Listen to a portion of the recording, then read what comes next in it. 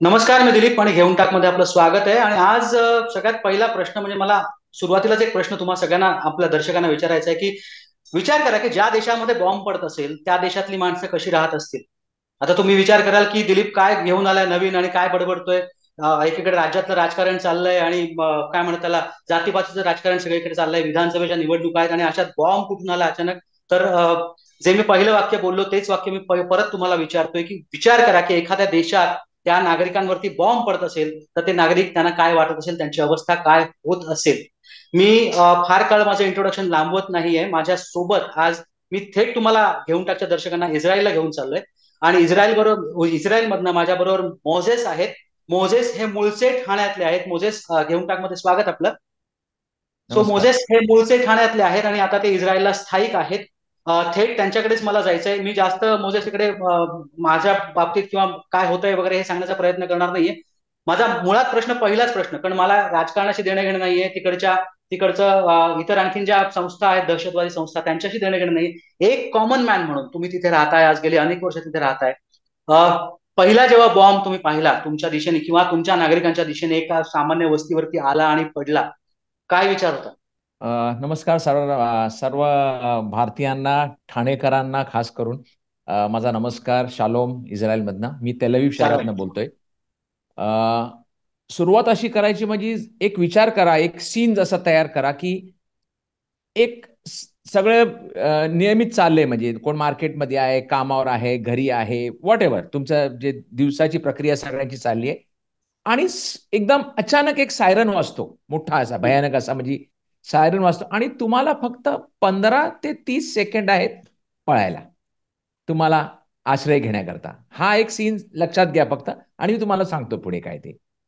साधारण सायरन झालं की तुम्हाला हातातलं सगळं काय जसं जागच्या जागी सोडून तुम्हाला फक्त बंकर म्हणा, किंवा घरामध्ये हल्ली नवीन घरांमध्ये स्ट्रॉंग रूम्स असतात, तिथे तुम्ही जर मार्केटमध्ये असाल तर दुकानांमध्ये आतमध्ये, पण दुकानामध्ये सुद्धा दुकानामध्ये नव्हे तर दुकानाच्या मागे जिना असेल. कारण जिना का म्हणतात, कारण ते आरसीसी स्ट्रक्चर आहे, त्यातल्या त्यात मजबूत आहे. तर तुम्हाला त्याचा आढावा घेतला पाहिजे. सगळ्याकडे बंकर्स आहेत, लोक अगदी दार उघड, घराचं म्हणजे वाडा म्हणा किंवा कंपाऊंड म्हणा, बिल्डिंगचे गेट उघडे करतात आणि तुम्हाला आधी आत घेतात, कधी असं. आणि तुम्हाला का तिथे आडोसा घ्यायचा असतो, कारण आज ईश्वर कृपेने इस्रायलकडे आयर्न डोम जे आहे, ज्याला जी लोखंडाची छत्री ज्याला म्हणतो, म्हणजे जी दिसत नाही तुम्हाला, पण ते रॉकेटचं जे प्रोटेक्शन प्रक्रिया आहे, तर तुम्हाला ते असल्या कारणाने, पण तुम्हाला ते फोडल्यानंतर सुद्धा त्याचे काही पार्ट्स खाली पडतात, ते लोखंडाचे, आणि त्याच्याने इजा होऊ शकते, दुखापत होऊ शकते, काही होऊ शकतं, हानी होऊ शकतं. आणि त्याचा बचावचं प्रमाण आहे साधारण 95-96%, म्हणजे 4% तरी उडले, म्हणजे उरलेत, म्हणजे तर 100 बॉम्ब जरी आले तरी 4 खाली येऊ शकतात, 10 येऊ शकतात खाली असं. आणि तुम्हाला जो मी वेळ सांगितला, 15-20 सेकंड, 30 सेकंड, 45 सेकंड, हे कसं की थोडंसं सांगतो की इस्रायलचा नकाशा जो आहे तो केरळ कसा आहे, लांबलचक असा, म्हणजे खंजीर कसा असतो तसा त्या प्रकारचा तो असा लांबलचक आहे. तर तुम्हाला वरून खाली, म्हणजे आधी किंवा पूर्वेकडून पश्चिमेकडे जायला साधारण 3 तास लागतात, आणि उत्तरकडून दक्षिणकडे जायला साधारण 8 तास लागतात, एवढाच क्षेत्रफळ आहे. आता त्यामध्ये तुम्हाला खाली गाझामधनं बॉम्ब येतो, लेबनॉनमधून येतो, सिरियामधून येतो, किंवा रेड सी, म्हणजे याला दक्षिणेकडनं हौती मारतात, आणि इराणचे जे आले त्याला थोडा वेळ लागला, पण त्याला आला खरा, हे आले खरे म्हणजे. तर तुम्ही ज्या ठिकाणी आहात तिथून तुम्हाला 15 सेकंड ते 45 सेकंड मध्येच अवधी आहे, त्याच्यामध्ये पळायचंय. त्याच्यामध्ये तुम्ही वयस्कर मंडळी आहेत, काही गरोदर बायका असतील, काही आजारी हम्म. असतील, कामात आहात, किचनमध्ये आहात, बाथरूम मध्ये आंघोळ करताय, टॉयलेटला गेलात, म्हणजे असं काही होऊ शकतं. You have to run, you have to get out of it. घर जाऊ द्या, घर सगळं देणं, हे सगळं असं चालू असताना, आणि त्या दिवशी नेमकं म्हणजे 1 तारखेला संध्याकाळी, कारण 2 तारखेला संध्याकाळी इस्रायलांचा, म्हणजे ज्युईश बांधवांचा जगभर म्हणजे नवीन वर्ष होतं. आज आपण म्हणजे कॅलेंडर तिथी पाहिली तर इस्रायलचा कॅलेंडर 5785, हम्म. 5785 वर्ष आहे असं. हम्म.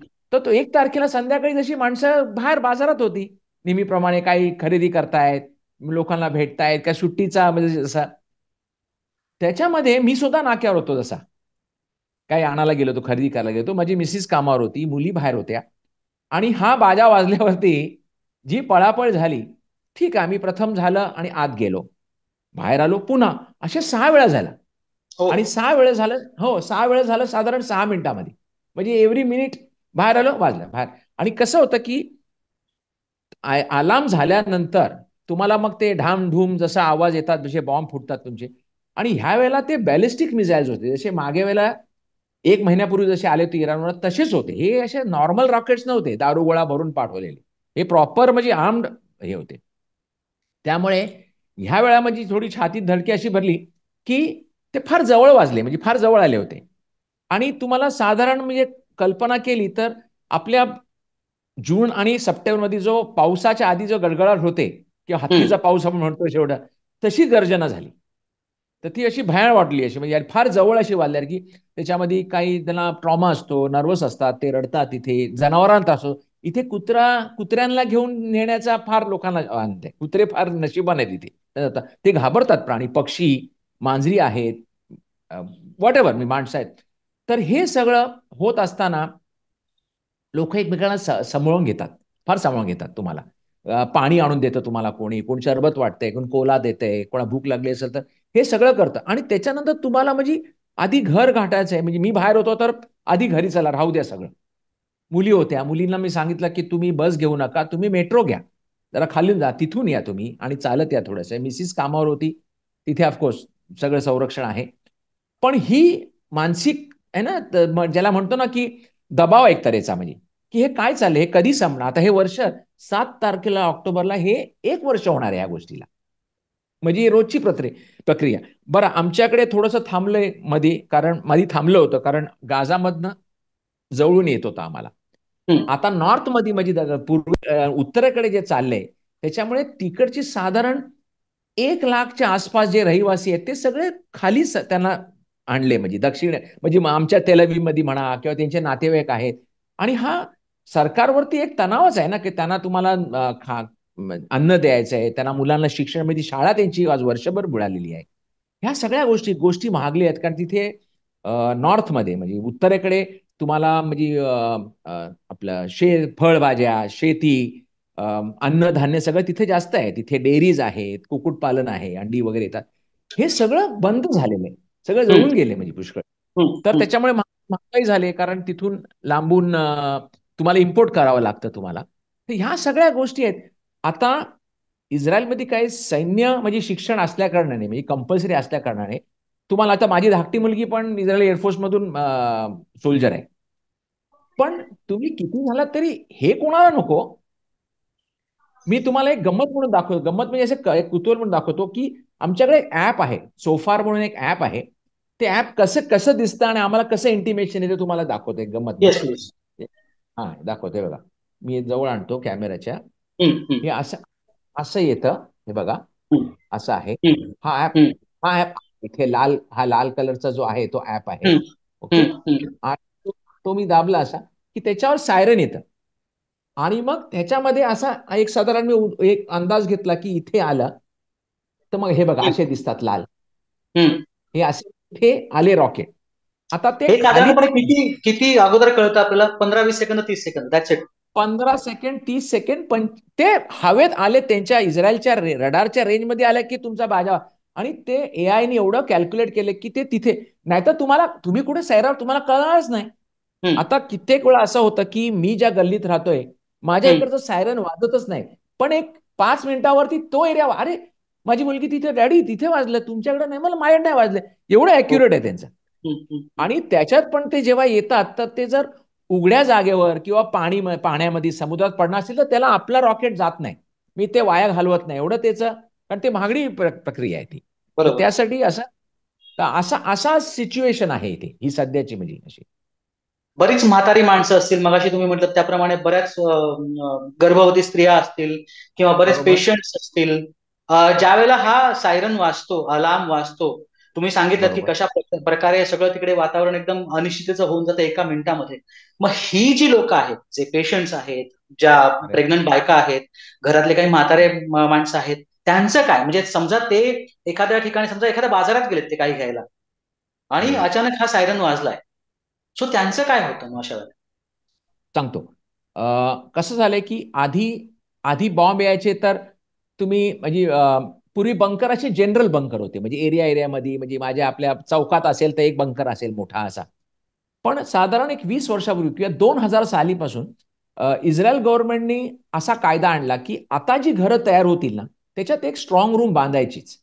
म्हणजे तुमच्याकडे 2 बेडरूम असेल तर एक रूम स्ट्रॉंग रूम, 3 बेडरूम असेल तर त्याच्यात एक रूम स्ट्रॉंग अशी. ती म्हणजे अशी चांगली आरसीसीची स्ट्रक्चरची, त्याला चांगली एक काचेची खिडकी, पण त्याला शटर पण लोखंडी वगैरे, म्हणजे आधी मोठा, आणि त्याच्याने पुष्कळ बचाव झालेला आहे, म्हणजे ते आम्हाला इथे दिसतं तुम्हाला. तर हे हे कायदा आणल्या कारणाने आता ज्या बिल्डिंगी 2000 नंतर आल्या त्या प्रत्येक घराला जसा बंकर आहे. मग बंकर त्यांनी वाचव, आणि जसं मी सांगितलं की तुम्ही जेव्हा जेव्हा हे वाजतं सायरन आणि जावं लागतं, तर जी आजूबाजूची मंडळी आहेत ना ती पण मदतीला धावतात. म्हणजे आधी मुलं वगैरे अंगावर, म्हणजे आधी शॉर्ट पॅन्ट मध्ये बसली असेल ना, उघडी असतील तशीच पळणार, मदत करणार, बॅगा वगैरे, आणि तुमच्या हातातलं सगळं सोडायचं, तुम्ही स्वतःचा बचाव करायचा आधी. म्हणजे अरे नाही मला पर्स वगैरे येते. आता फक्त ह्याच्यात शहाणपणा असा की आमच्या श्रीमतीजी, जशी आपली भारतीय स्त्री, की एक छोटेसा जसा पोटली जशी तयार ठेवली की बाबा आपले पैसे दागदागिने जरा, म्हणजे काय झालं की किल्ली बरोबर हे सुद्धा उचलायचं आणि बाहेर उभा राहायचं असं. हा मग ह्या जनरल. आणि आता ते कसं केलंय की नातेवाईकांना आजूबाजूलाच कमला लागला, अरे असं करता, हा बोला पेपर आहेत काय, आपले पैसे आहेत, थोडंसं हातात असलेलं बरं आपल्या. जेव्हा गव्हर्नमेंट तर नेहमीच मदत करते, पण हे असं माहिती. तर आता काय झालंय, बंकर्स वगैरे, आणि हे आयर्न डोम आहे, नंतर आता डेव्हिड स्लिंग म्हणून येते, अजून बरेचसे अशी गोष्टी आहेत. आणि एक इकोसिस्टम असं तयार झालंय की आता काय झालं की कसं वागायचं, म्हणजे बसमध्ये तुम्ही असाल समजा, तर बस थांबल्यावर का तुम्ही बाहेर पडून अगर बिल्डिंगच्या जवळ असाल तर बिल्डिंग मध्ये शिरायचं. ड्रायव्हर बस तशीच सोडतो, अशी साईडला घेऊन किंवा काय ते. आता तुम्ही मार्केटमध्ये असाल आणि प्रत्येक मॉलमध्ये वगैरे असे बंकर्स आहेत सगळ्याकडे. आता इथे दुसरी प्रक्रिया अशी की हॉस्पिटल्स आहेत, म्हणजे हायफामध्ये जो हॉस्पिटल आहे एक मोठा, त्यांनी त्याचा खालचा जो 4 मजली का 6 मजली जो पार्किंग लॉट आहे तो 24 तासामध्ये हॉस्पिटलमध्ये तयार होतो, आणि तसंच झालंय. 200 बेडचं हॉस्पिटल आहे, पार्किंग कडे गाड्या तुम्ही नवीन आणणार हो, माणसांना प्राणहानी महत्वाची.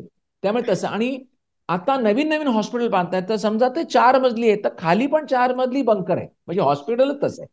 तिथे वापर होत नाही त्याचा, पण जर गरज लागली तर ऑक्सिजनच्या लाईन्स आणून ठेवल्या तिथे, स्लॅब, म्हणजे त्याला मोठे मोठे लिफ्ट्स आहेत किंवा रॅम्प्स आहेत, तशी ट्रेनिंग दिली जाते, रिफ्रेशर्स कोर्स होतो त्यांना. इकडचे मागेन डेव्हिड आदोम म्हणून, जे म्हणजे आपली रेड क्रॉस सोसायटी कसं आहे, मागेन आदोम म्हणजे लाल, म्हणजे रेड क्रॉस जसं. तर डेव्हिड 6, आमचं इस्रायलचं कसं असतं, पण 6 कॉर्नरचं आहे, त्याला म्हणतात स्टार ऑफ डेव्हिड, म्हणजे डेव्हिडच्या ढालीवरती राजा डेव्हिड ज्यांनी गोलायतला मारलं, त्या तसाच आहे. तर ही सगळी प्रक्रिया आहेत. पॅरामेडिक्स आहेत, अँब्युलन्स आहेत. आणि दुसरी गमत सांगायची म्हणजे आता जी जर लढायला आपली तरुण मंडळी जर पुढे गेली, तर आता मी समजा मी आज 50च्या वर आहे, पण मला ड्रायव्हिंग येतं, तर मी काय मदत करायला जाईन, मी शाळेमधल्या बस चालवायला जाईन, त्या मुलांना सोडायला आणायला. ही बॅकअप आहे. बायका अशी कामं करतात, त्यांना आपण जेवण बांधून देतो. म्हणजे हे हे नाही सिस्टम मध्ये आले हे आपल्या शिकण्यासारखं आहे. की आपण बघा आपण लंगर चालवतात किंवा आपण आपली सिद्धिविनायक मंदिर आपल्याला मदत करतात, असे मी एक उदाहरण सांगतो तुम्हाला. ह्या गोष्टी केल्याच पाहिजे आपल्याला. तर हे सगळं असं असं सिस्टम चालतं, एक दुसऱ्याची साखळी तयार होते, एक धरूनच चालतात सगळे, अशी मदतीला धावतात. अजून एक गंमत सांगायची म्हणजे की आज आपल्याकडे इस्रायलमध्ये बरेचसे भारतीय बांधव आहेत जे मेन 2 कामं करायची, मी साफसफाईची म्हणा किंवा त्याला म्हणतात मेल किंवा फिमेल नर्सिस, घरी जे आहेत त्यांना, ते आपले भारतीय बांधव पुष्कळ आहेत, खास करून केरळमधून आहेत. आता माझी एक मावशी होती इथे, तिची ती देखरेख करणारी होती, ती आपल्या ठाण्यातलीच होती मुलगी, मराठी मुलगी होती. गेली आता, त्या वारल्या म्हणून ती पुन्हा गेली आता. सांगायचा मुद्दा की ह्यांना पण हळूहळू ती ट्रेनिंग दिली जाते की काय करायचं. आणि त्यांची घरं जी आहेत किंवा ते एक तर ओल्ड एज होम आहेत, आणि आता हॉस्पिटल्स, ओल्ड एज होम्स, ह्या ज्या पब्लिक युटिलिटी एरियाज ज्या आहेत ना, त्या अख्ख्या जशा म्हणजे त्या किल्लाच तयार होतोय आता ह्याच्या पुढे. म्हणजे त्याच्या अख्ख्या बिल्डिंगवर कुठल्याही भागात बॉम्ब आला तरी काय नाही होणार असं ते. म्हणजे तुम्ही जे करता त्याला एक एक पाऊल पुढे चालायचं असं चालेल. एक्झॅक्टली. म्हणजे मला आता गंमत अशी वाटते की म्हणजे 2 वेगवेगळ्या देशातनं आपण बोलतोय आता खरं तर. हो आता हो. माझ्या राज्यात, म्हणजे मी महाराष्ट्रात, तुम्ही पण मूळचे महाराष्ट्रातलेच आहात, पण बरोबर. माझ्याकडे आता विधानसभेच्या निवडणुकांची सगळी तयारी चाललेली, यू मस्ट बी नोईंग. आणि माझ्याकडे बरोबर. येस. आता गंमत अशी आहे की डेव्हलपमेंटच्या नावावरती हे इलेक्शन होत नाहीये, तर हे इलेक्शन मला जास्त जातीपातीच्या राजकारणावरती दिसतंय. म्हणजे आज वेल मराठा असेल तर तो ओबीसीच्या दुकानातनं काही घेत नाहीये, किंवा ओबीसी असेल तर तो मराठाच्या दुकानातनं काही घेत नाही. इतकी आज इकडे हेट्रेड सारखी परिस्थिती निर्माण झाली. आणि दुसरीकडे तुमच्याकडे मी आता तुमच्या तोंडून जे ऐकतोय म्हणजे ते असं आहे की प्रत्येक माणूस, त्याचा धर्म कुठचा आहे, त्याची जात कुठची आहे, तो कुठच्या पंथाचा आहे, काही कसलाही विचार होत नाहीये. पण एकमेकांना वाचवायचे, एकमेकांचे जीव वाचवायचे, सगळ्यात महत्वाचा मंत्र आहे. आणि त्या दृष्टीने तुम्ही सगळे झटताय, हे खरोखरच कौतुकास्पद आहे. पुढचा प्रश्न माझा असा होता की हे सगळं आता आपण बघितलं की हा सगळा बॅकअप प्लॅन आहे आणि काय होतं नेमकं. मला सगळ्यात पहिलं विचारायचंय की जसं आपण रोजच्या रोज ऑफिसला जातो, मी ऑफिसला येतो, मी महिनाभर काम करतो, मला त्याचा पगार मिळतो आणि मग मी माझं घर चालवतो. आज हो. तुमच्याकडे गेला वर्षभर स्थिती अशी आहे की तुमच्याकडे फक्त बॉम्ब पडतोय, बाकी काही होत नाहीये. मग अशा वेळेला तिथलं सरकार एक कॉमन मॅन जिवंत राहावा, की त्याच्याकडे म्हणजे तो आता घरातनं बाहेरच पडू शकत नाही, तो एका प्रकारे हाऊस अरेस्ट झालाय, सो तो बाहेर हं. पडावा किंवा त्याचं व्यवस्थित सगळं जीवनमान राहावं, यासाठी सरकार काय करतं? सांगतो. अ, हा प्रश्न याचे एक एक मिनिट फक्त मागे जातो, की जसं तुम्ही सांगितलं, की एक दोन भाग होते. जसं तुम्ही सांगितलं, की सगळे एकत्र येतात. तुम्ही सांगतो आणि हे पण सांगतो तुम्हाला, तुम्ही परवानगी असेल तर. अ, आता जे होस्टेज आहे, जे आपले बंदिस्त आहेत, जे ओलीस आपले तिथे त्यांनी अजून अजून 101 मुलं आहेत जशी तिथे आतमध्ये. हम्म, गाझामध्ये अजून दिलेले नाहीयेत. हम्म, तर त्यांचे पालक असे म्हणतात, की तुम्ही सीज फायर करा, शांती करा आणि आमची मुलं आणा. तर साहजिक आहे, त्यांची कोणाची मनस्थिती तशीच असेल. मला अगदी. माझं उदा आपल्या कोण असतं तर आपलं बरं, ते त्यांच्या जागी आहेत. पण एवढं करून जे नेत्यांनी जे प्रधानमंत्री जे करतायत, पंतप्रधान जे करतायत ते धावपळ, ह्या वेळेला मात्र देश एकावर आले की ह्याला ठोकायचं. ह्याला काय झालं ना तरी आपण मागे नाही घ्यायची. इथे ऑपोजिशन सगळं एकच एकच आवाजात 120 मेंबर्स आहेत ना, ते सगळे एकाच आवाजात की आपल्याला लढा द्यायचा आहे. हा म्हणजे तुम्ही जे अपोजिशन सांगत होता त्याच्यात अपोजिशन काही म्हणत नाही की नाही नाही आम्हाला या देशाशी चांगले संबंध प्रस्थापित करायचे आहेत वगैरे वगैरे? अगदी कट्टर म्हणजे अगदी त्यांना हवं, लोकांना हवं आहे की अजय पंतप्रधानांच्या बरेच काय काय आहे ते बरेच काही लफडी आहे त्याची. पण ह्याच्यामध्ये सगळे एकजूट आहेत, एका मताचे आहेत की नाही बस आपल्या ह्याच्यात बाहेर पड, हे सांगायचं होतं मला. आणि आपल्यालाही शिकलं पाहिजे आणि इच्छा आहे प्रभूकडे की हे असं व्हावं आपल्याकडे, होईल एक दिवस, असं माझी फार पॉझिटिव्ह आहे त्याच्याबद्दल. आता तुम्हाला तुमच्या प्रश्नासाठी मी वळतो की बरोबर पैसा लागतो, सगळ्याला पगार आहेत, नोकरी करतो आपण.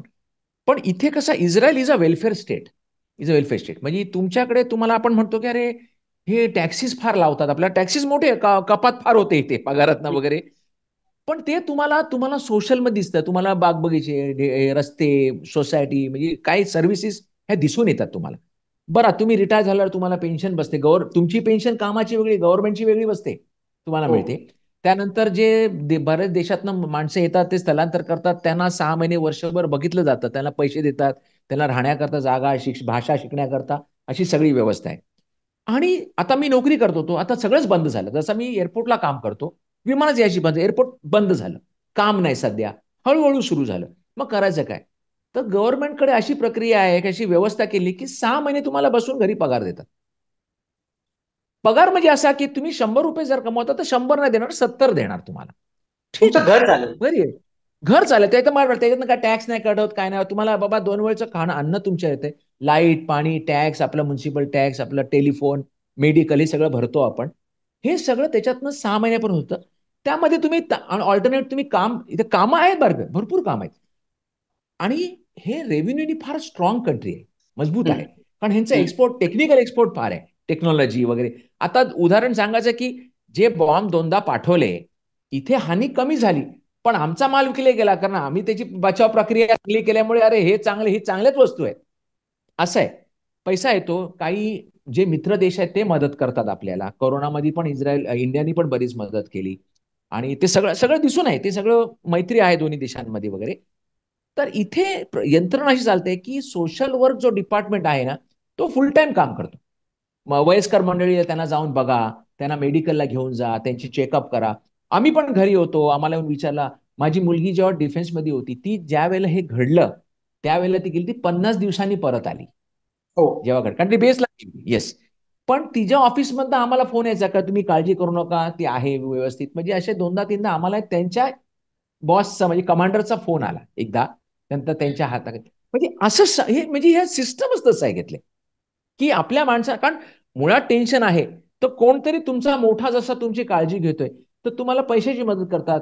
अगदी काही काही मंडळी ज्यांना नोकरी नाही किंवा वयस्कर, त्यांना भाज्या, दूध, रोजच्या रोज जे गोष्टी लागतात ना, अगदी डायपर पर्यंत त्यांना पुरवले जातं.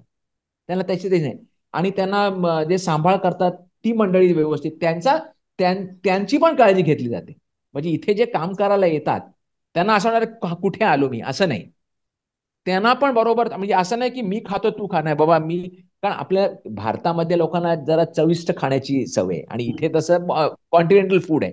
म्हणून का बाबा ह्या बाईला तयार केलं, तसं नाही. स्वयंपाकघरात जा आणि सगळी पुरवणी केली जाते. तर ते म्हणजे ह्या बाजूने असं सांभाळतात. ह्या गोष्टी फार असं गव्हर्नमेंट फार जपून घेतं आणि त्याची मोठी प्रक्रिया आहे. म्हणजे तुम्हाला वेगळे वेगळे फॅसिलिटीज आहेत. गाडी काही झाली आता नॉर्थमध्ये जी घरं किंवा साऊथला गाझाच्या जवळ जी घरं उद्ध्वस्त झाली, ते सगळं गव्हर्नमेंट बांधून देणार त्यांना. पण आधी पहिले बघणार की हे सगळं सुरक्षित आहे का नाही, आणि मगच तुम्हाला. जसं नॉर्थमध्ये सगळे जवळ 70,000 80,000 फॅमिलीज डिस्प्लेस झाल्यात, तर त्यांना सगळं गव्हर्नमेंटच मदत करणार. पण त्यांना आधी एखादा पण मेन टाइम खर्च आहे. एखादा असा म्हणजे मला खरोखरच म्हणजे आम्ही जे टीव्हीवरती बघतोय, जे दृश्य बघतोय खास करून हा. तिकडची, त्यांनी खरोखरच म्हणजे अंगावरती शहार येतात. पण मला तरीही मुद्दामून विचारायचा एक प्रश्न की असं कधी लाईव्ह रॉकेट येऊन पडलेलं आहे किंवा असा काहीतरी लाईव्ह अटॅक झालाय आणि तुम्ही किंवा तुमचे कोणतरी रिलेटिव्ह किंवा कोणी मित्र वगैरे त्यात अडकलेत, असं कधी? मी रॉकेट लाईव्ह पाहिले, आमच्या फॅमिलीने पण पाहिली येताना. म्हणजे असं तुम्हाला तुम्हाला थांबवू शकत नाही. पण मागच्या वेळेला जेव्हा हे 2021, म्हणजे मी इथे 2020 मध्ये आलो, आम्ही स्थलांतर केलं 2021 मध्ये. गाझामध्ये जे झालं 11 दिवसाचं, तेव्हा मी होतो, तेव्हा पण लाईव्ह गेलो होतो. तेव्हा तर मी मी होतो असे, आणि जर सायरन वाजला तर मी तुम्हाला लाईव्ह ऐकू शकतो असं. गव्हर्नमेंटचं असं म्हणणं आहे की तुम्ही तिथे जाऊ नका, तुम्ही बंकरकडे जा पहिले. पण मी रिस्क घेतला की नाही, लोकांना कळलं पाहिजे काय होतंय ते. आणि रॉकेट्स पाहिले. माझी मुलगी ती पण युट्यूबर आहे, तर ती अडकली होती तेव्हा. कसं टॅक्सीवाल्याने येऊन त्या 5 मुलींना भरले आणि घेऊन गेला तो. म्हणजे तुम्हाला, तुम्ही बसा आधी, मी तुम्हाला सोडतो. त्या आधी पळायला तर घर उघडून दिलं. तिथे गेल्या आतमध्ये त्या. ते काहीतरी डान्सचा प्रोग्राम होता. पण असे धावून गेले.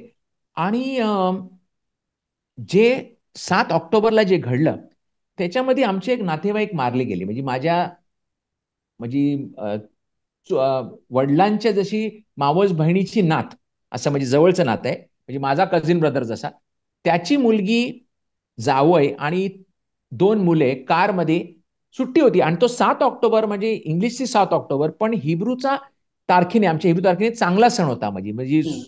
आनंदाचा सण होता. तर ते म्हणजे काय काय तयार करून, केक बिस्किट घेऊन, चला आजोबाजीकडे जाऊया आपण, तर कारमध्ये चालले होते.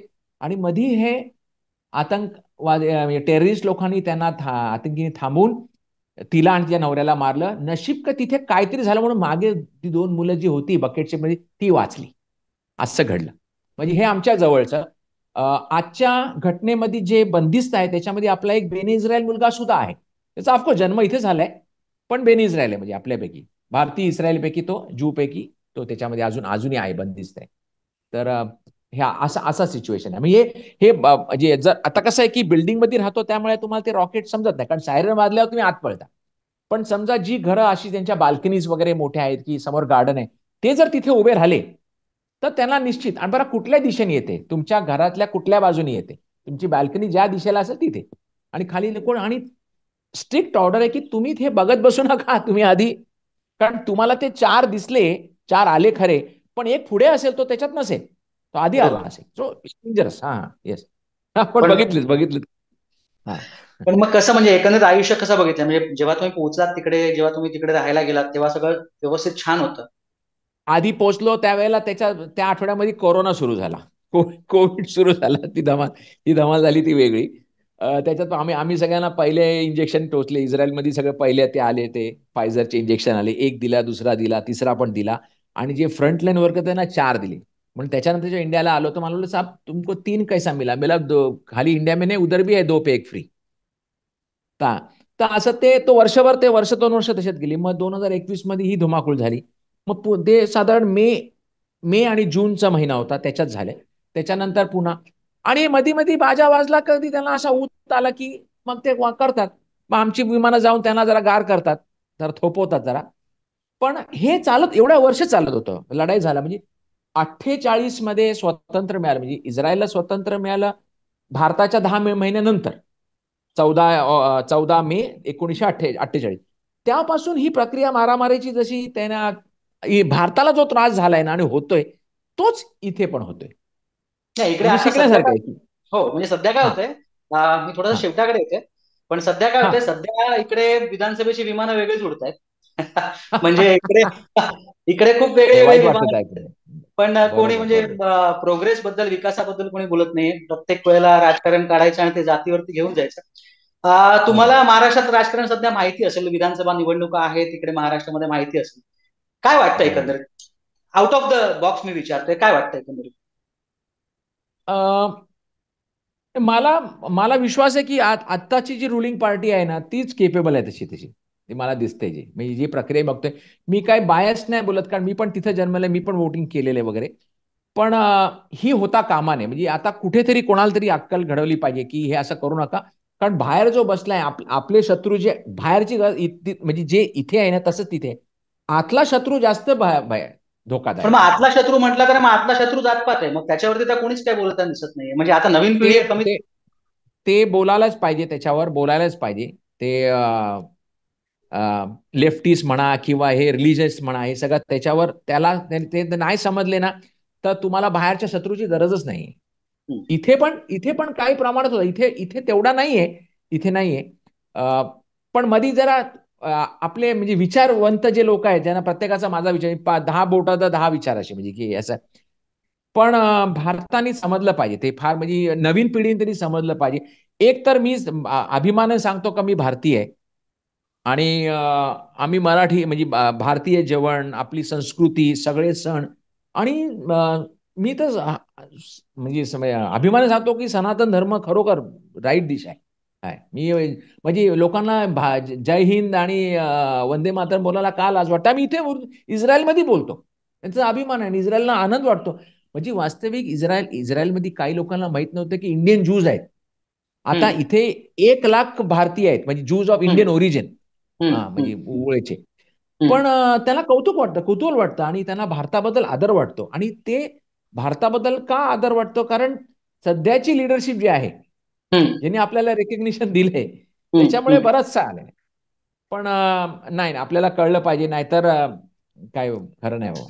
हा, okay Moses, thank you very much. घेऊन टाकच्या टीमशी इस्रायलमधनं थेट तुम्ही बोललात. तुमचे जे एक्सपिरियन्स आहेत ते आमच्याबरोबर तुम्ही शेअर केलेत. खरोखरच अंगावरती काटा का आणणारे काही एक्सपिरियन्सेस होते. पण एक गोष्ट नक्की दिसली की युनिटी, म्हणजे अशा संकट काळामध्ये माणुसकी हा सगळ्यात मोठा धर्म आहे. आणि बाकी कुठच्या जातीचा कोण माणूस आहे किंवा कुठच्या रंगाचा कोण माणूस आहे ह्याला महत्व नसतं. तर माणुसकी या धर्माला सगळ्यात मोठं महत्व असतं. मोजेस प्लीज सेफ राहा. तुमच्याशी वेळोवेळी संपर्कात राहू. तुम्ही एवढा वेळ दिलात नक्की त्याबद्दल नक्की. खरोखरच धन्यवाद. नाही घेऊन नाही नाही. टाकच्या सगळ्या प्रेक्षकांना मला हे सांगायचंय की इस्रायलहून हे मोजेस आपल्या बरोबर होते. आणि इस्रायल मधला त्यांचा जो अनुभव आहे तो कसा आहे हे आपल्या बरोबर ते शेअर करत होते. कुठे एकमेकांबरोबर साखळी बनवणारी माणसं आहेत जी आज इस्रायलमध्ये इतक्या टफ कंडिशन मध्ये राहत आहेत. आणि कुठे महाराष्ट्रामध्ये हे राजकारण चाललंय जिथे जातीपातीचं राजकारण. मी कायम सांगत असतो की जातीपातीचं राजकारण करून आपल्या देशाला काही फायदा होणार नाही, आपल्या राज्याला फायदा होणार नाहीये. जे आरक्षण आहे ते आरक्षण सरकारला मदत करूनच आपल्याला मिळवायला पाहिजे, नाहीतर याचा काही फायदा नाहीये. हे एक ढळढळीत उदाहरण मोझेस यांच्या रूपानं आपल्याला इस्रायलमधनं थेट पाहायला मिळालेलं आहे. मोझेस, पुन्हा एकदा thank you very much for your valuable time. Please be safe. आणि घेऊन टाकच्या सर्व दर्शकांना पुन्हा एकदा सांगतो की नक्की. तुम्हाला जर का हा व्हिडिओ आवडला असेल तर नक्की या व्हिडिओला लाईक करा, शेअर करा, सबस्क्राईब करा. आणि हा व्हिडिओ शेवटपर्यंत पाहिल्याबद्दल धन्यवाद. Thank you Moses. तुमच्या चॅनलला पण शुभेच्छा माझ्या आणि दिलीप साहेब तुम्हाला सुद्धा अभिनंदन. थँक्यू. धन्यवाद. All the best. नमस्कार.